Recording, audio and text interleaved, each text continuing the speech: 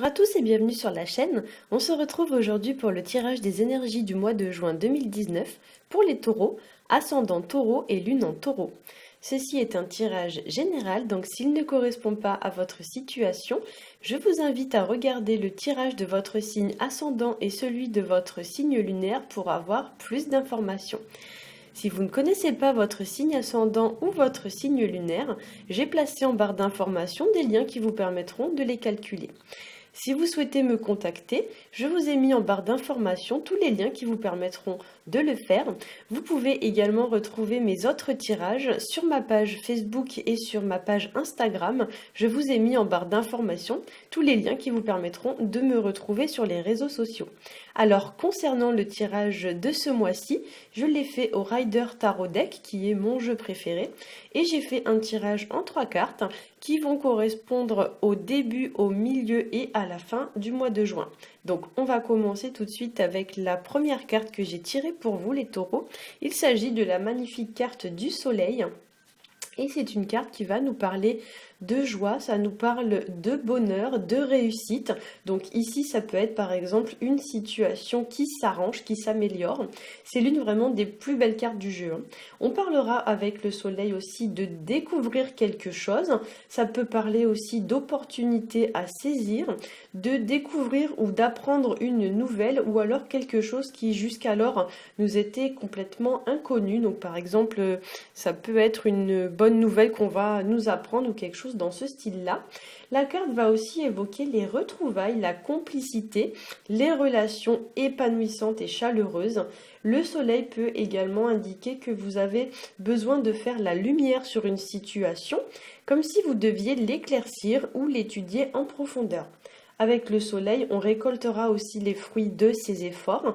Et pour certains, si vous rencontrez un blocage actuellement, la carte du soleil va vous inviter à ne pas vous décourager et à maintenir vos efforts, à garder une forme un petit peu d'optimisme et à ne pas baisser les bras.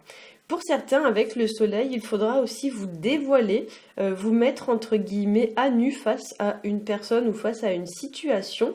Et ici, il est possible que ça ne soit pas forcément quelque chose de facile. Peut-être même que pour certains, il y a une situation qui va vous laisser un petit peu des marques, des traces. Mais on vous invite quand même avec cette carte à oser sortir de votre zone de confort et à aller de l'avant. Cette carte favorisera aussi tout ce qui est de l'ordre des déplacements et des sorties en extérieur. Il y a un petit peu sur la carte une notion de liberté, voire même de liberté retrouvée face à une situation. Donc effectivement, pour certains, ça peut aussi nous parler de vacances au soleil.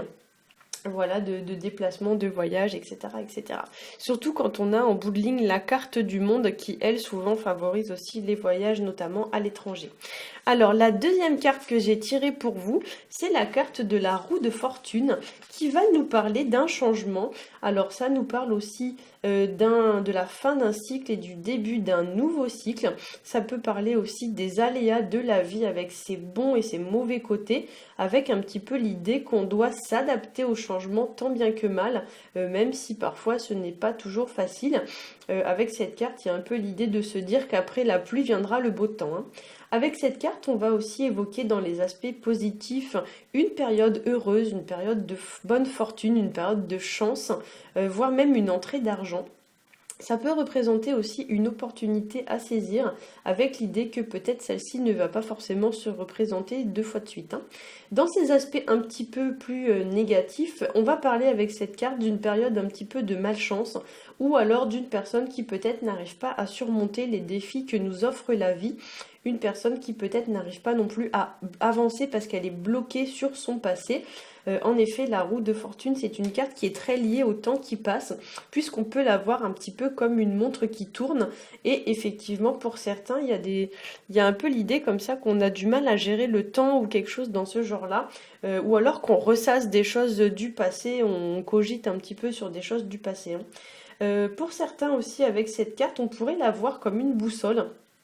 Et du coup, cette carte va indiquer l'idée de donner à sa vie la direction que l'on souhaite, c'est-à-dire savoir dans quel sens on veut aller dans sa vie. Voilà, ça peut aussi du coup nous parler de voyage puisque la boussole est très liée au voyage, notamment quand on a le monde juste à côté.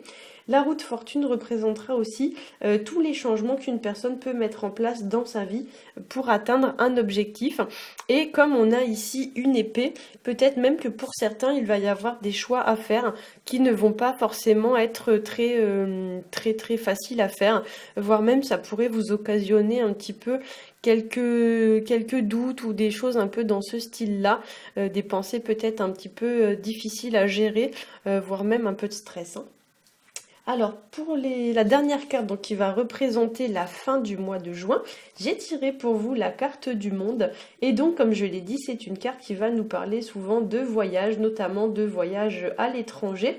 Ça peut nous parler aussi de vacances, ça peut nous parler aussi de rencontrer de nouvelles personnes, le monde pouvant être assimilé au monde qui nous entoure, donc à la société dans laquelle on vit. Donc peut-être qu'avec cette carte, on va vous demander aussi de faire de nouvelles rencontres, de vous forcer un petit peu à rencontrer de nouvelles personnes, de sortir un petit peu de votre bulle, hein. D'ailleurs, on a un petit peu cette idée qui est matérialisée sur la carte, puisqu'on voit un personnage qui est complètement enfermé dans une espèce de sphère.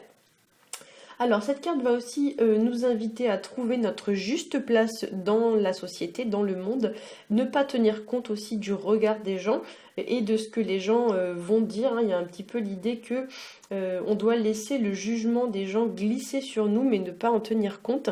Et d'ailleurs dans le tarot, cette carte du monde est placée juste après la carte du jugement, hein. Le monde va aussi nous parler de succès, de réussite, d'atteindre son but. C'est la fin d'un cycle ou la fin d'une situation qui arrive à son terme.